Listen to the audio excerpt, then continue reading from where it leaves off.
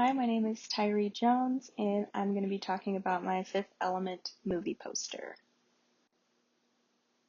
So I'm going to be talking about the information and the demographic for the movie.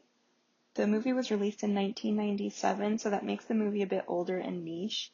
It has imagery reminiscent of the 90s and the early 2000s, so it has that Y2K feel.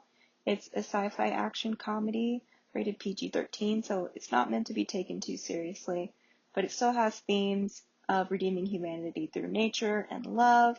And it also has some older themes as well, such as minor violence and a little bit of nudity, so it's not for kids.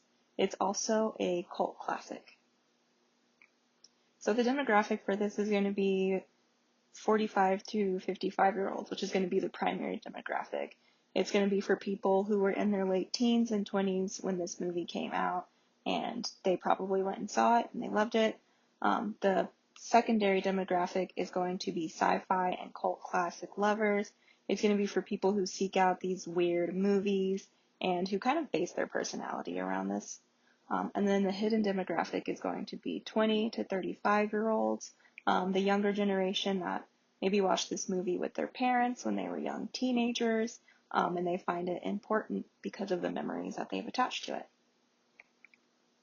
So going on to the font pairing that I chose for the poster, I wanted to find something that had that 90s futuristic flair. It was bold and it was characteristic of the movie. So a quick search of 90s futurism fonts shows fonts that are blocky, sans serif, and have a wide character width. The ascender and the descender heights aren't exaggerated and they stay nearly flush with the X height of the letters. The font is characteristic in the fact that it's quirky, fun, yet a tad serious. It kind of mirrors the really bold characters in the movie, as you can see in the image below. So I'm going to move on to talk about my mood boards. And the first mood board, I chose elements that picked up and broadly captured the tone of the movie. It highlights the main character, and it has important imagery such as the taxi, the city, and the symbols of the four elements. The second mood board became more intentional in the fact that it started focusing on a layout. It focused on blockier text such as Ansett and Shackleton, and the layout for the poster began taking shape. And it was reminiscent of Manhattan. And I really wanted to capture the buildings that were prominent in the movie, and I was even considering using the pillars with the symbols on it, the air, wind, earth, and fire symbols, to be the buildings in the poster. And then I was focused on the color scheme, but it still felt a bit up in the air.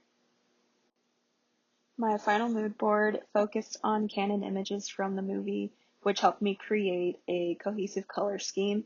So these are stills from the movie, and I picked the most prominent color from each still to create my color scheme. The sandstone texture that you see was inspired by the final setting of the movie, and it's where the search for the fifth element is complete. Font choices were narrowed down to blockier, bolder fonts, which was what I was looking for the entire time. The fonts such as Ansett Extra Bold and Shackleton Extra Bold ended up being picked for the title and the names of the two main characters that will be in the poster. And so my thumbnails and drafts played with some of the outfit choices of the main character, Lilu, and the city structure. And then I really decided to focus on the city.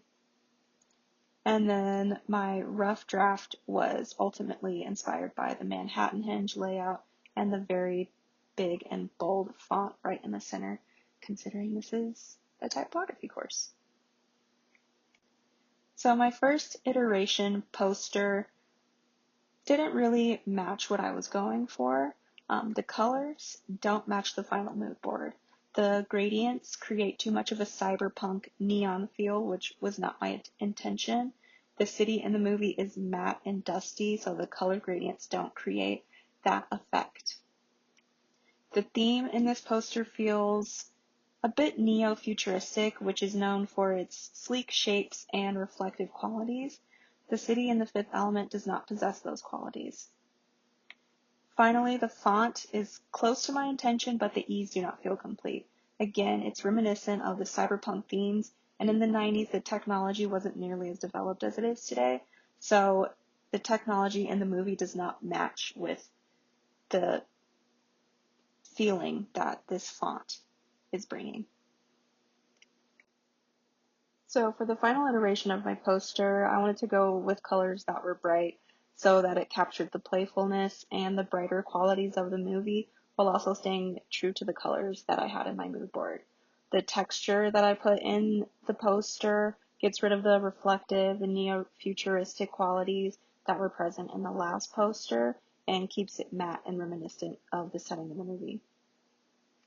Also, imagery of the meet cute between the main characters, Lilu and Corbin Dallas, is presented in the center of the poster. You can see where Lilu jumps off the building and lands in his taxi, so that's a really important scene in the movie. And lastly, the font extends back into space, which reminds me of a spaceship warping through time and classic 90s imagery, such as in Star Trek or Star Wars, and I feel like that movie definitely took inspiration from some of those things. The blue makes it stand out. It stays true to the mood board, and it still has those 90s futuristic qualities. But the font is bold and wide and feels approachable while still remaining a bit serious. The colors also are reminiscent of the late 80s, such as those really big pops in color, and it makes it more appealing to my target audience. And that's it. Thank you.